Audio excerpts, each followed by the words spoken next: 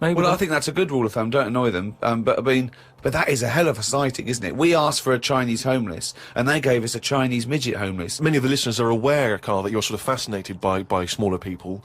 Well, he's fascinated by difference, I think. Yes. I don't think he's having a go at people. You're not Never having a go. when you sort of stare at someone because they don't look like you, and let's face it, most people don't look like you. You're not having a go, are you? Well, like I say, the first time I saw Steve, I was never having a go. It was just, oh, that's different. But you know, like you know, Steve, I was never having a go. It's just that thing of, oh, right, interesting. What do you mean? No, just you know, I've said before about I've got used to it, and Steve it's the got same. used to it. What do you? What I you don't know. Well, you know my feeling with this. I don't really know where he's coming but from. Steve knows I'm not having a go either. Yeah. Carl used to carry around a book that was called the top 50 freaks of all time. Well, it's interesting you should mention that, because we actually had an email from Richie who says that he's been a fan of ours for many years, and he's listened to lots of the radio shows we've done in the past and things. And he says, of all the people you've discussed, Carl, in the past, including some of the people from your you know, odd magazines, who would you most like to spend the day with, of all those people that you've encountered? Favourite of all. Well, certainly who you would want to spend time with, who you feel would be the most fascinating, the most interesting. You know, I mean, let's just recap on Well, some there's of Pillow Man, the bloke with no arms, no legs that can roll a cigarette with his mouth. Yeah. No, not impressed with him. That's not sufficient. What about the three-legged juggler? So hang on, let's just recap. This was a man with 3 legs? 3 legs, right? Right. And it said his job, he became a juggler. Okay. Not using the gift that he'd been given. What you suggest? Anything, running, swimmer, just Yeah. But yeah, What else what are was the there? others? What are the other ones? There was a picture of a gentleman, you were fascinated by him, he used to play the piano. Oh, he's got a tiny head, doesn't he? Yeah, that's that. That's the one who he sort of ages fast. Right. So like every other week he's having a birthday and stuff. And yeah, that was weird. He's not having a birthday every other week. His body's just aged, so it has the appearance. His biology is sort of like he's 70, but he's only like 15. They don't have a birthday every week. You idiot. But yeah, I don't know about knocking about with one at a long time though. That's Only for a day? suppose it depends what I'm up to. Because if we're going out and about, the Pillow Man would just be a bit of a drag. Whereas if you're going for a walk across, the 3-legged guy, ideal. So yeah. Lots and lots of people emailing just with questions for Carl. Just a couple of quick ones for you, Carl. Wendy says, if Carl had to eat the same dinner every day for the rest of his life, what would he eat? You see, it depends, doesn't it? I mainly eat just so I keep going. I'm not that bothered about, because I don't really taste it anyway. I just shove it down. You're like a horse? I mean, to be honest, it annoys me the way people worry about food now and how there's so much to choose from. I think it's got out of hand. I'll watch... Any form of choice really worries you, doesn't it? No, you don't like choice. No, choice is good, but not too much. It's like with anything now, if you go into a toffee shop, there's like loads of different... Where are you going to find a toffee shop? You're in a fairy tale. You're in a Dickens tale in the 19th century. You're in Shrek. And and you go into a toffee shop. What's your point? You go into a toffee shop. What I'm saying, you go into a shop full of toffees. You've just come from the candlestick maker. Right? You go in there and there's just too much choice. It's like, what? And I can stand there up to like 4 minutes, sort of going... Up to 4 minutes. So specific. 4 minutes. So he's in a toffee shop in a top hat. Well, he's only got 4 minutes. He's only got 4 minutes because he's got to get down to the pea green boat that he's sailing off in. No, good morrow. Well, forget the toffees. Could I have some of your finest Oxfordshire toffees? So you'd prefer it was just one selection of toffee? That's all they've got? Well, maybe 2. What I'm saying is, right, there's now too much choice. Whenever you get a menu in a restaurant, it's not like you don't just go, oh, right, what is there? Yeah, I'll have that. There's too much. It's like a book, and you look at it all. And then you've got to that point now that people are even taking a risk when they're eating. What do you mean? In Japan or China or something, they're eating that fish that if it's not cooked right, it can kill you. Right? Not worth the risk. And there's so many other fish. Yeah, I agree. Why have mackerel, have a bit of cod or whatever. As soon as there's a risk, take it off. Take it off the menu. I agree. I totally agree. Not worth it. We've got a fish that might or might not kill you. Well, is there anything that definitely won't kill you? Yeah, but a chicken won't kill you. I'll play safe then. I love that. I love that. I love the chicken. That's what I'm saying. But anyway, we were talking about sayings and that. Right? Stitching time saves 9. Don't. I'm never going to use that. I don't think anyway. Okay. Suzanne You're never going to understand it fully, are you? Suzanne repairs me stuff anyway. So it doesn't really matter. But what about the one? About the one in greenhouses and that? People who live in glass houses shouldn't throw stones. Well, I'm intrigued to know if he's fully got to grips with this. Just Okay. give us your explanation again of what you'd take that to mean. Well, just don't be chucking stuff about. Really. So, well, if that was it, they just say that. No, but that saying's been around a lot longer than we think. That's when people probably did live in basic glass houses and stuff. No, what they mean now- Now he's ever lived in a glass house. So cavemen went from rock to a nice crystal structure, did they? What are you talking about? When did people live in glass Well, no, houses? what they mean now, when that saying's used now, they mean sort of, plasma tellies, ornaments. No, they don't. They're saying don't chuck stuff about because No, you break no, it. no, it's not about damaging your own property. They don't mean you're inside the glass house throwing rocks inside your own glass It's house. a metaphor. Carl, what is an analogy? It's sort of like a little story told quickly. Isn't it? It's It a is, little though, isn't it? story told quickly. To what end? Well, it depends what the story is. You see, I just prefer sort of, what you say is what you mean. So people who live in a glass house have to answer the door. I don't know what that means. I don't know what that means. I mean, Because- you may be a genius, because I don't get that.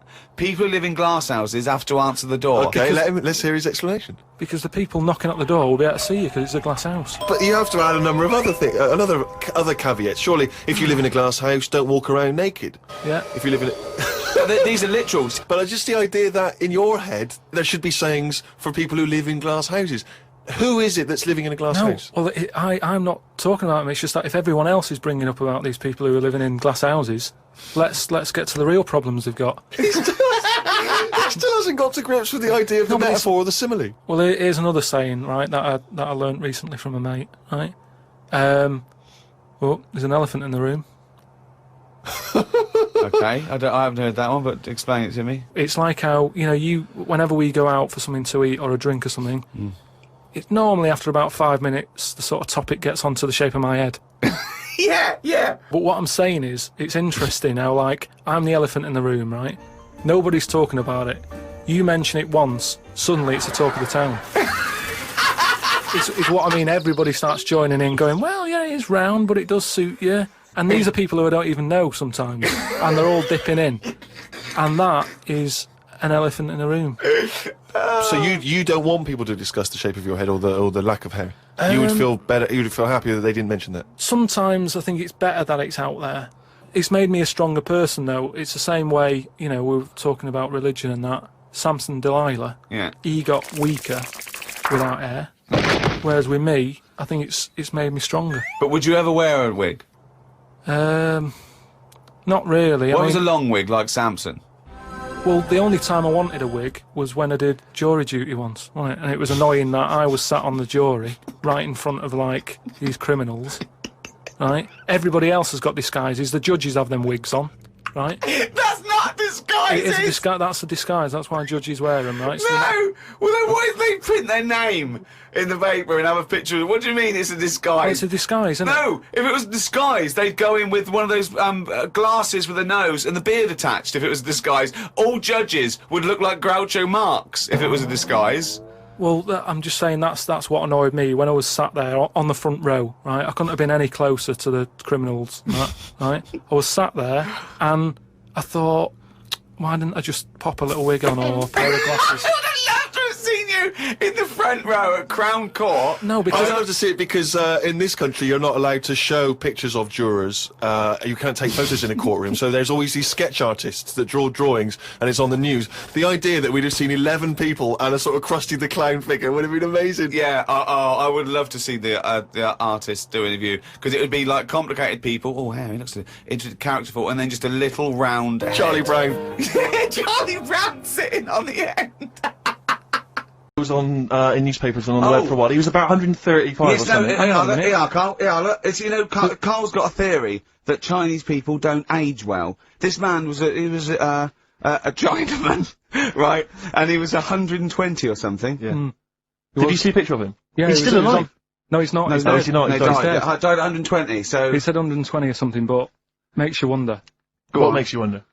Well, because they don't age well. I think he's using that. what He's probably about 37. Oh God! Honestly, we walk down the street, right, and we see an elderly Chinese person, Yeah. right, and Carl would go, "Oh, I'm just thinking he is." Yeah. Like it's not. I don't understand this notion that Chinese people don't age well. I don't know where this is coming from. No, I mean, I'm not having a go. No, of right? course not. I never want anyone to think I'm like having a go at them. But they are really good looking and they're healthy and that. Till they're about. I've never seen one, right? Can you tell me if you've seen a Chinese person who's about 30? It's either 20 or 50. There's no middle ground. This is what I came back for. This is 2 hours of absolute drivel from the brain of Karl Pilkington. Let me just check something. So the Chinese gentleman who died recently was 130. Your theory is sure. Your theory is that he's maybe in his late 30s, early 40s. Yeah.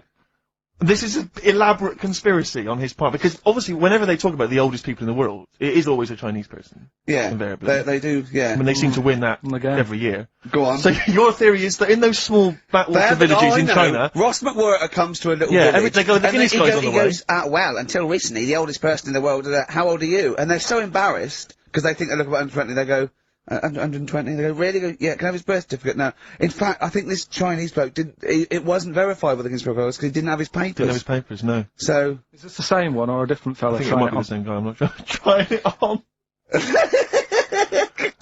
So there's a huge conspiracy amongst these Chinese villages that every when time... you get to about 50, say you're 70. Because no one will believe us. Well, if you can confirm or deny that, then please email in ricky.gervais@xfm.uk. This is the Racist Joe on XFM 104.9. Call in if you're anything less than a little mank. Outcast, Hey Ya, on XFM 104.9. With me, Ricky Gervais. You, Stephen Merchant, GQ Presenters of the Year. Radio Personalities of the Year. It's official. We're the best radio personalities of the year. We got that award sent to us, didn't we? We did a little thing. But it was only our two names on it. It has your name, Rick, definitely. I remember that. It had my name. And your name. Didn't see Karl Pilkington's name anyway. No. And yet he's the one with the day off and the money and the conning the MD and making him cry at home. Let me just remind, can I just check that again? So he's made a fool out of the MD. He's made a fool and out of all the the MD, major, basically all the capital this shit shareholders. About, I'm not sure if I'm coming back or not. I want a day off then, which is the same day off as his girlfriend gets off. So he's just like walking round, I don't know, Hyde Park, just feeding ducks, when he should be working out what he can do instead of Rockbusters, which is basically Blockbusters with a word changed. Christ's sake. Right, if that's annoyed you, I'll tell you what is really wound me up. Go on. The last week or so, this postal strike. I tell you, Rick, I have got no sympathy for him. I'd be a scab. I'd be walking through there, and I'd be giving him the finger. I go, you can intimidate my family. I don't care. I don't care because the post has got to get through. Because I tell you what, it's not the fact that the unions they could organise a strike. I'm behind that. It's fair enough. But not when it's these wildcats. They're just out there, they're just taking days off, willy-nilly, they're sealing up the post boxes, it's going crazy. Maybe Carl could deliver a few records Monday. Well, I know Carl must be livid, because probably his copies of The New Scientist and The Literary Review haven't turned up, so he's in a terrible way. And, I got important documents that are supposed to be coming to me, there's nothing, there's hiding the hair of it. And I was cooking last night, and it got me panicked, because I was thinking about if this just is going to spread now amongst other organisations and other groups. And do you know what? Like a cancer. It was partly because I was cooking. But you know, I suddenly become terrified that they might go on strike. Go on. The guys in charge of the potatoes. Oh, anyone involved with potatoes. I had so much mash farmers. last night. I had so much sausage mash, right, second helpings, that I had to sit on the edge of a seat so my stomach could hang down. I love spuds. Spuds and bread. I could not do without spuds and bread. I feel like maybe I could make my own bread. Spuds, I wouldn't know where to start with a spud. Yeah. And it's like, they're amazing. You can boil them, you can broil them. Yeah. I don't know what broiling is, Nor do but I. I suspect it's tasty. I don't think it's as good as. I mean, obviously the chipped potato is For the working everyone's classes, favourite. the chip. It was always on. The chip fat fire was always on in my household. The ceiling, the death trap fire. Polystyrene ceiling was yellow. Exactly. Come Wednesday in our house. Yeah. And always had chips. Because all I remember hearing, if I think back to my childhood, all I remember was, gotta stop and get some potatoes, or phone your dad, tell him to get some potatoes. Well, that was your job, wasn't it? Get Carl? the potatoes. Yeah. It's, I mean, it genuinely does concern me because What did you have to do? Didn't you have to fill a diary out for your Well, it's teacher? do you know when you're at school? I don't know if you do the same thing, but you get like a little red book, right? And every night, I think it was a way of the teachers sort of keeping an eye on you. So if you went out robbing, if you wrote it in your diary, they'd go, what you're playing at? Sure. Right? So you'd have to write down what you did every night. Yeah. But I didn't get up to that much at that point. Sure. I used to just go on the errands. Yeah. And it was my job to like... I haven't heard errand since the 70s. It's nice to hear that. Just I went to U-Phase, right, the little local supermarket. Yeah. And I got... What's it called? Euthanasia? What? I did... U-Phase. New phase. U-Phase. U-Phase. Yeah. H-U-G-H. U-Phase. Oh, it's Hugh his Phase is his name. name, right. Yeah. Yeah. And I Euthanasia, just had to get like a bag of potatoes. Of course you did, yeah. And a Essential. loaf. Staple. So I used to put that in my diary every day, and it got to a point when like even the teachers were like, just make something up. Yeah. Stop putting the same thing in.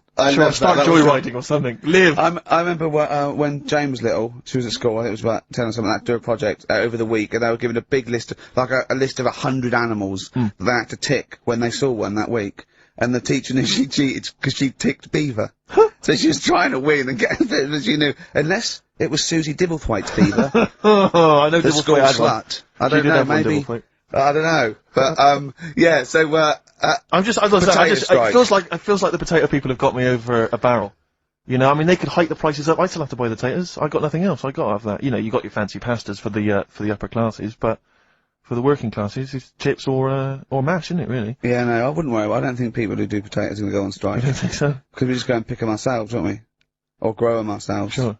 What would be the most pointless strike? What would be the strike that we went so? Do you know what I mean? I'll tell you one strike that would go so. Those guys who do sketches in Covent Garden. Yeah, take me a picture, or they do a caricature of you. The strike, Yeah. imagine the strike! You go out and you go, well, I want one with a big nose and a big chin. I want them using caricature of me and my sister. yeah.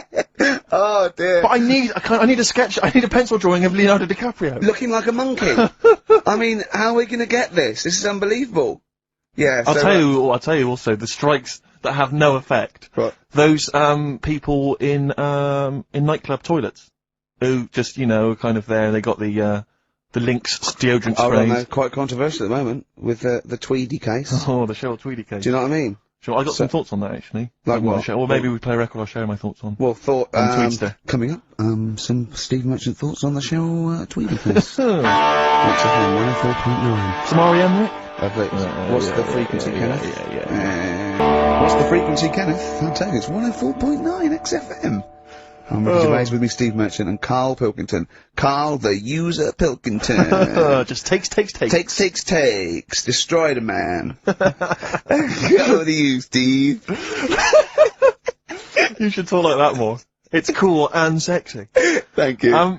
I make it clear now, I do not condone in any way, shape or form what Cheryl Tweedy did. But I have to say, they wind me up. By they, you mean toilet attendants? Yes.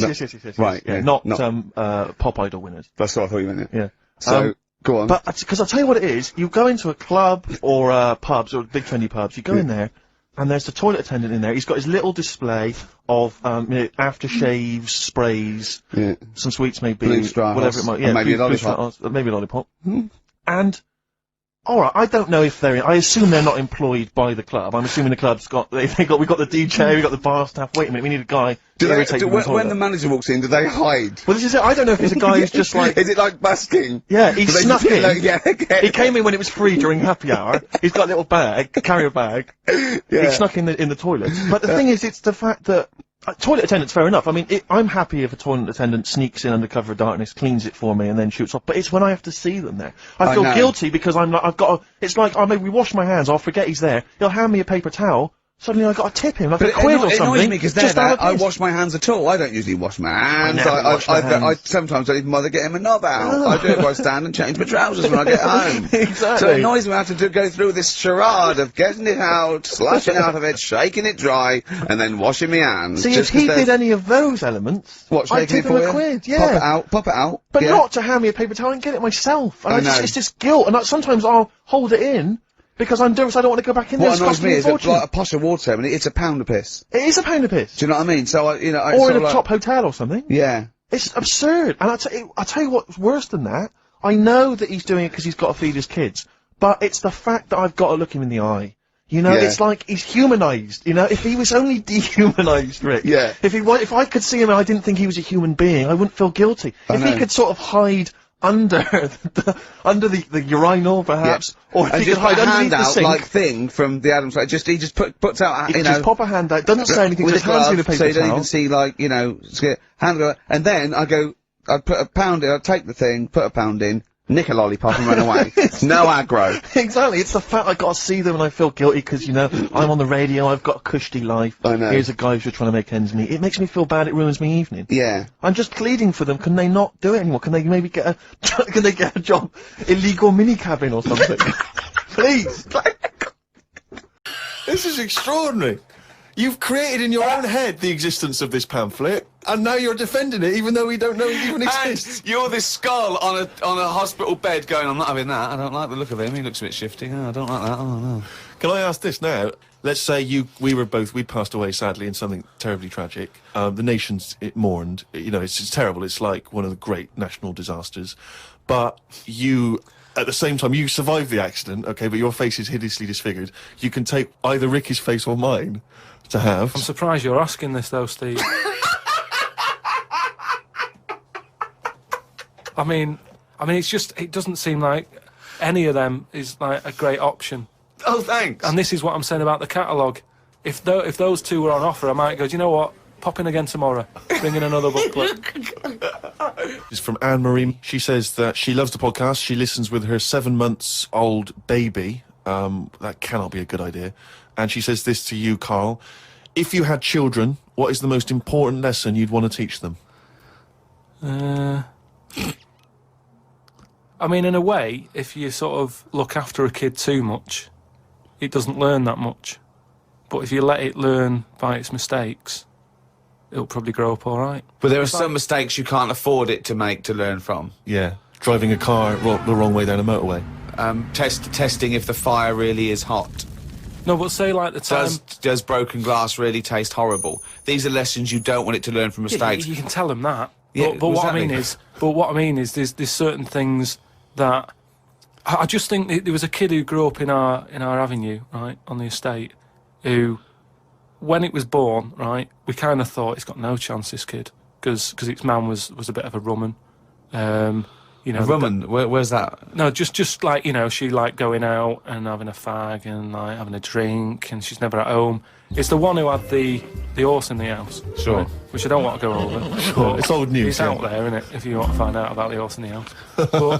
But she had a kid, and everyone was pretty surprised when they saw it, because it was a good-looking kid. She was surprised, because, like, you know, the man wasn't that good-looking, the dad was a bit rough. But it came out, and she was showing it around the avenue, going, look at this I've had. And she was chuffed with it, because it's probably like one of the newest things she's ever had, because everything else was always sort of Second-hand. second-hand and what have you. But suddenly she's got this brand new little baby, right? Anyway, as it grew up, right, those looks went. Right. And I'm not talking getting old, I'm talking by the age of about 3. It looked rough already, right? And all that just happened because that's the life it was in, right? Yeah. So like it had like a patchy head. Its hair. It what? It had a patchy head? A patchy head. It's just sort of. It wasn't a North stressful. American Indian. What do you mean, patchy head? Just his hair was patchy. He used to chase sort of cars and stuff. It's God, sorry! What do you mean? That's what he did for his... Sorry, did she let it get raised by wolves? No. But all I'm saying is that, at the end of the day, what is it that makes a person? Do you know what I mean? Now, I don't know what state he's in now, but maybe he learned all his mistakes by the age of 4. I'm guessing he's not chasing cars now, but at least he's done it. I'm guessing he is. Yeah. Do you know what I mean? At least you can go, yeah, I've been there, done that, and you don't go back to it. And you can get away with doing dafter things when you're a kid, can't you? I nearly killed a man once, right? Okay, right. Did That you? time when I was in Wales and I was having a walk with my dad on the cliffs and that, Yeah. I just picked up a big rock, right? Chucked it off the edge, and as I chucked it off the edge, I noticed a fella was walking down below, Jeez. and I missed his head by like inches. Now, I've never chucked a rock off a bridge or like off a cliff or anything. And it only took one man to almost lose his life for you to learn that lesson. Yeah, but that's how you learn your lessons, isn't it? See, a lot of people would have said that maybe your dad should have said, "Wait, Carl, what are you doing?" No, but he didn't know I was doing it. I didn't say I'm going to chuck this off there. I just picked it up and chucked it. And like, as I let go of it, I noticed a fella was down there. You live and you learn. That's a little mantra. All right. You live Okay. and you learn. So the woman who's had the kid, sort of look after it, feed it, make sure it's got shoes and that, but let it roam about. That's great. There's the advice for you, Anne-Marie. I love that. Good luck. Just let your 7-month-old baby roam about. Carl, a lot of people are absolutely fascinated to find out how you met Suzanne, your girlfriend of how long? Ages. Yeah. And they can't comprehend how, well, I suppose that there's any woman out there. Well, there's someone Who for would- everyone, isn't there? Yeah. That's always my thing. And it's reassuring, I think. You know, we chatted about the face transplants and that. You know, there's a face for everyone. It's philosophy, isn't it? Yeah.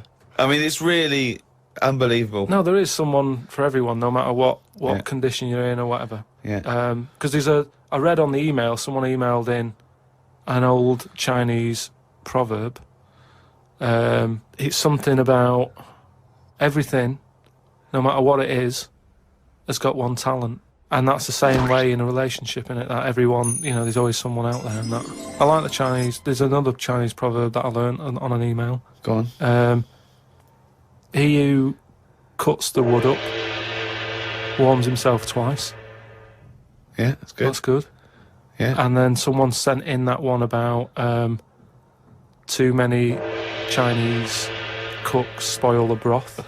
Why is that's I don't know who slipped the word Chinese in there, but I heard it was too many cooks. Well, it was just all sort of Chinese proverbs and that. One of my favourite on the same subject is a camel is a horse designed by committee.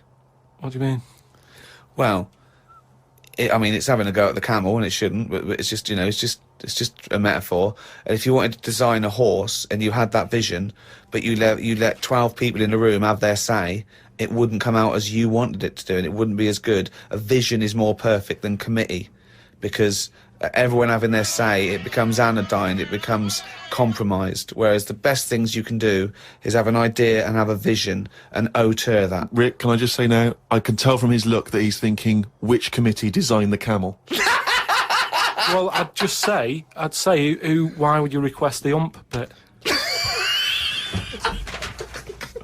Because that's just going to get in the way, isn't it?